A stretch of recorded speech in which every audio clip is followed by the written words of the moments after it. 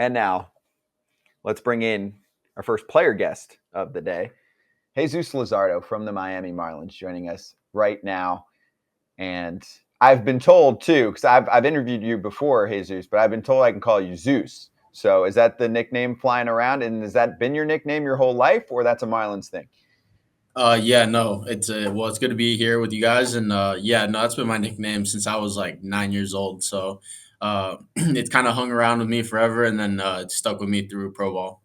Awesome. Well, yeah, it's great to talk to you. Appreciate the time. And how's life in South Florida right now while you guys just kind of dance around under the radar there? Yeah, I mean, I feel like we're rolling along, playing good baseball, and I feel like the team's doing what we need to do and taking the positive steps that we need to. So everything's good over here. This is one of my more excited interviews to do with Jesus because he's from Peru. And one of my favorite places I've ever been is Peru. So I got to ask him. I know you moved to Florida when you were young, but have you been to Peru? Honestly, no, I haven't. I went back one time for maybe like a couple days. My sister had a swim meet there when I was real young, but my whole family's actually Venezuelan, so I went back to Venezuela a lot growing up. But I only went back to Peru one time for a couple days. What's the story there? Because you're the first Peruvian-born player in Major League Baseball. Like you mentioned, your parents are Venezuelan, and then you moved to Miami when you were one. So, which is also cool on a side note as a Marlins fan. But what was the trajectory for you as a kid? Well, for me, so my parents, obviously, my whole family's Venezuelan. They had to move to Peru for 3 years for a job that my dad got, and then in those 3 years, I was born, and then we moved over for the same job. My dad got moved over to South Florida, and then I just grew up down here. Interesting. Well, if you ever get back to Peru, make sure you go to Machu Picchu. It's unbelievable. I did. That was the 3 days that we were there. I made sure I stopped there. So, but I was also about 10 to 12 years old, so I don't remember much. I wish I can go back. So you didn't get the altitude sickness when you're climbing up and down the steps? You know? I was struggling. I was struggling a little bit. Yeah. No, it's a beautiful place. Peruvian food for me also Peruvian top three period like of a meal for me. Oh. I find it in the U.S. all the time whenever I can. You find like some authentic Peruvian. Anyway, and you can tell I haven't eaten yet today. So first off, Venezuelan food's not bad either now. No, agreed. Yeah. Absolutely. Yes. That whole South American cuisine. So how cool is it to be on the Marlins though? Because you grew up a Marlins fan, right? Like who was your favorite player growing up? What's the whole deal when you were playing baseball in Florida?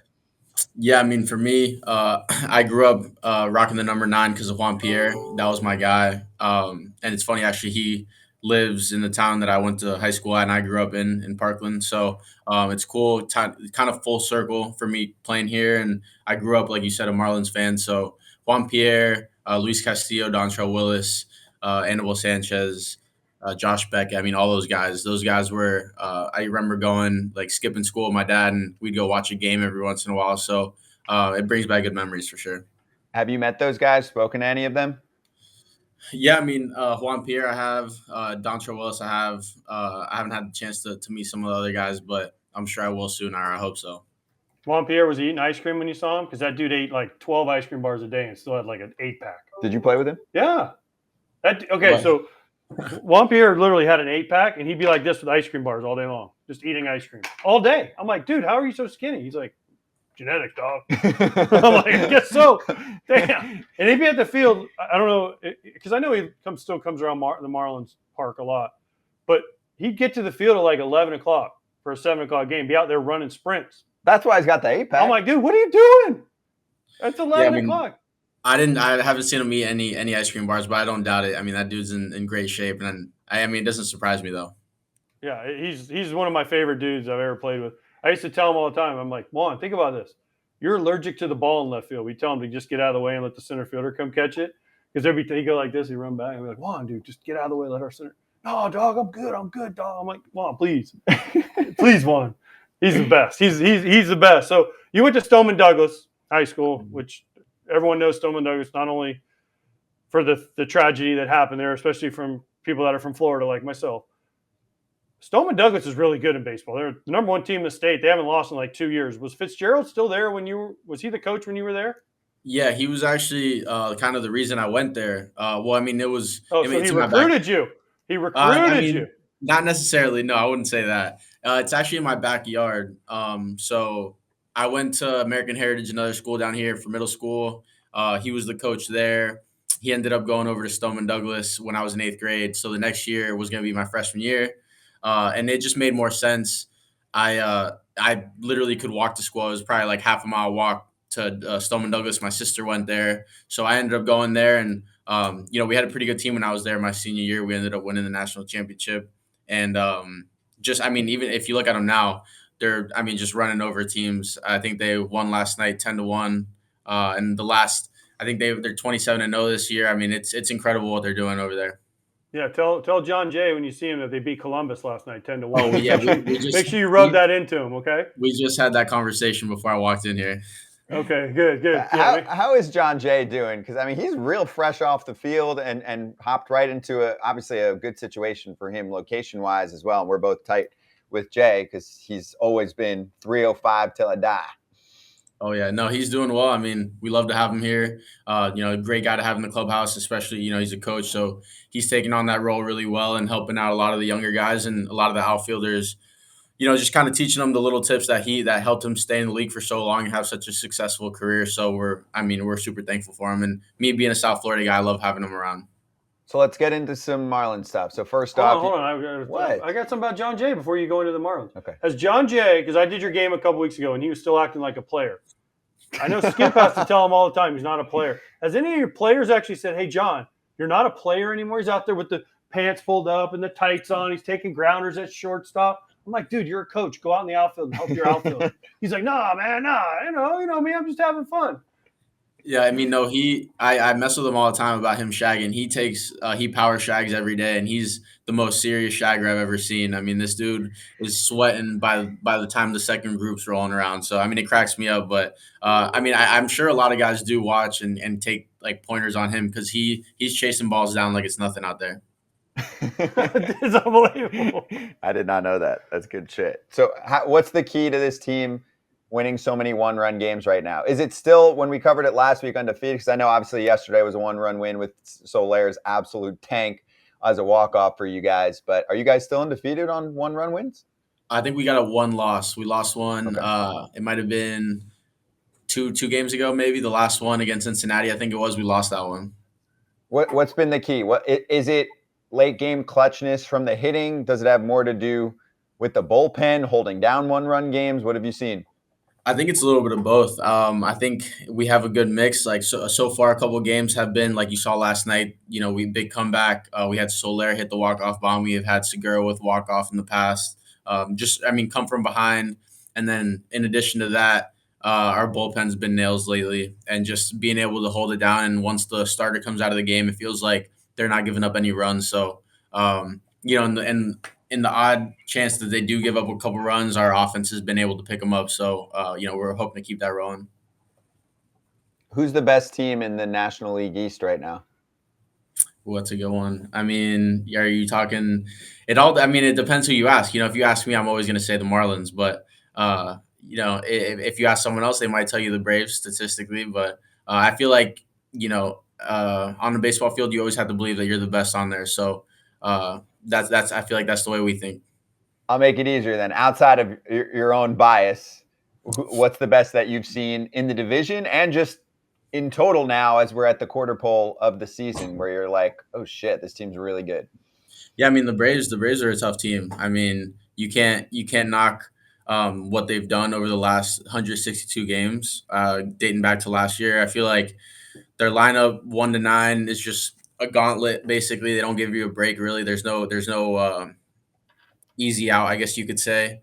And their starters, their bullpen, everyone's doing what they have to do, and they just make it tough on you and grind you away. So for me, they're a very tough team, and clearly they're the front runners right now. Okay, next up for me is we hyped this a lot. We weren't there, but we watched Yuri Perez. What was that experience like for him? Like, take me through the whole thing and what you were able to observe behind the scenes, because we got a little peek of Alcantara giving him the video message for the call up. picking him up from the airport is really first-class teammate love, which we really thought was cool. And then, of course, his debut, seeing the first strikeout, his parents watching from home, like setting up the TV on the street with the fam. So what was all of that like from your perspective to be able to watch that on a day you don't get to pitch, so you really get to take in an experience like that, which you've gone through before? Yeah, no, it was really cool to see. I mean, Yuri's such a good kid. I didn't know him until spring training this year, but when I got to meet him, I really got a chance to like see. He's such a good kid and a humble kid, and he's not. I guess some guys come up and they think they're a 10-year vet right away, but he's the man. He's humble, works hard. We like to call him Sandy Jr. He's Sandy's son, basically. That's what I call him, because Sandy takes him under his wing, and and he did a good job of giving him tips and calming him down, and Yuri listens real well to him. So, but I mean, it was impressive, watching him go out and control his emotions and do what he does and pitch at a high level and keep us in a ball game. It was awesome to watch, and I was really happy for him. Hopefully, he has that continued success. Are you a vet now? Are you the guy that he can go to and say, hey, Yuri, listen, kid, I've been around a long time. I had to play for the A's. Okay. I know a lot of, I'll tell you about bad things. Okay. No, I mean, I'm definitely not a vet by any means at all, but I still consider myself one of the young guys, and I still have a lot to learn. But I definitely did try to give him a couple tips here and there. I have taken my lumps and my bumps in my road so far, and just little whatever I can do to help him to minimize those bumps for him is what I'll do. Okay, that's good. So the A's, you played for him. You got traded from him. You got traded to him, then you got traded away from him. What was it like playing there? What was it like? And I know I've seen some of your comments about you. There were some things you said, which fine. They got rid of you. You say whatever you want. What was it like? And do you look back on that and say, okay, it sucked, but it taught me a lot? Or do you look back and say, man, I just wish things would have worked out better? What's your feelings on them? No, I have no feelings of it sucked at all. I had some of the best times, probably my best memory in baseball, pitching in a playoff game, in a packed coliseum. I made some extremely good friends, like relationships over there. Like Sean Mania, Chris Bassett, Frankie Montas. Those guys to me were like older brothers, and they like whipped me into shape. Mario Petit. I got AJ Puck over here now with us, but he became like my best friend, my roommate for 3 years over there. I definitely learned a lot. People definitely say that the Coliseum is bad and it's all these different things, but like when you play there and you become it and you like submerge yourself in it, I feel like I really loved playing over there and just like the grittiness of Oakland and having teams go there and hate to play us over there because of how bad it was. So I enjoyed my time over there. I obviously wish I had more success while I was over there, but I have nothing bad to say about that organization.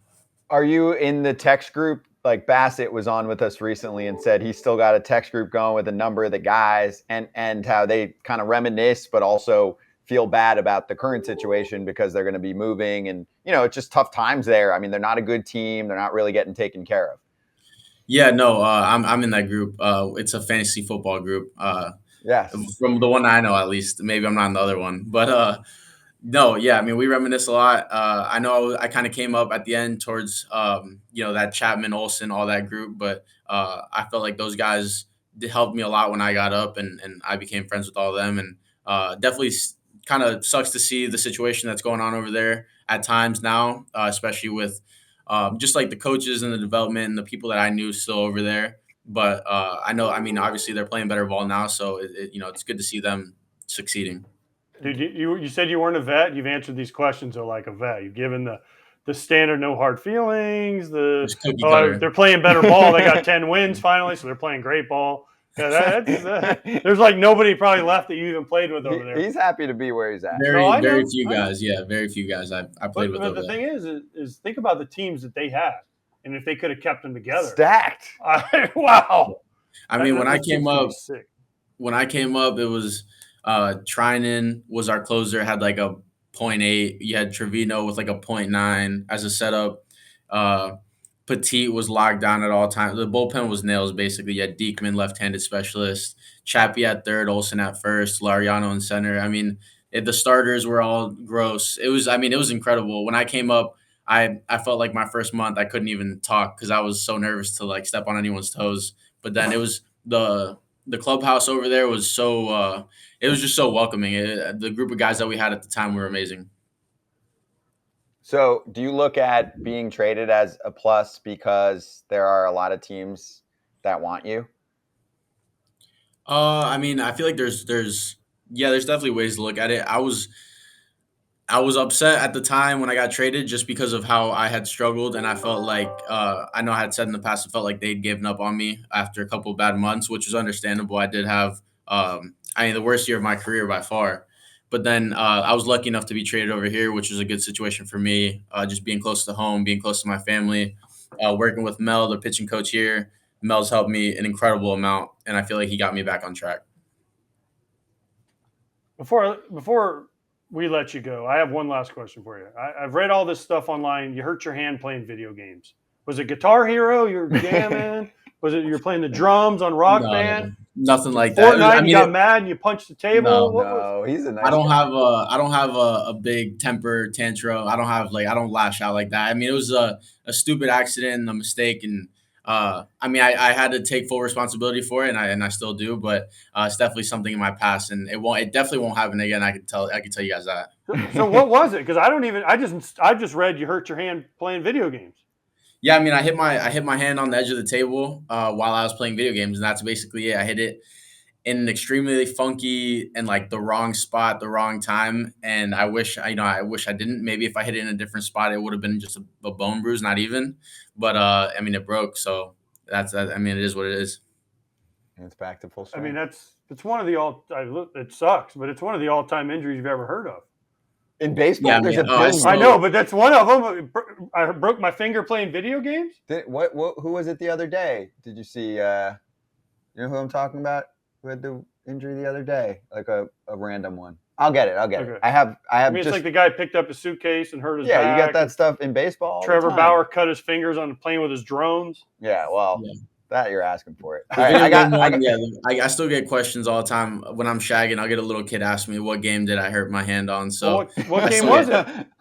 I couldn't even tell you. It wasn't even like out of anger. It was more of like I just like hit it in the wrong spot at the wrong time. It wasn't like out of anger towards any game or anything like that.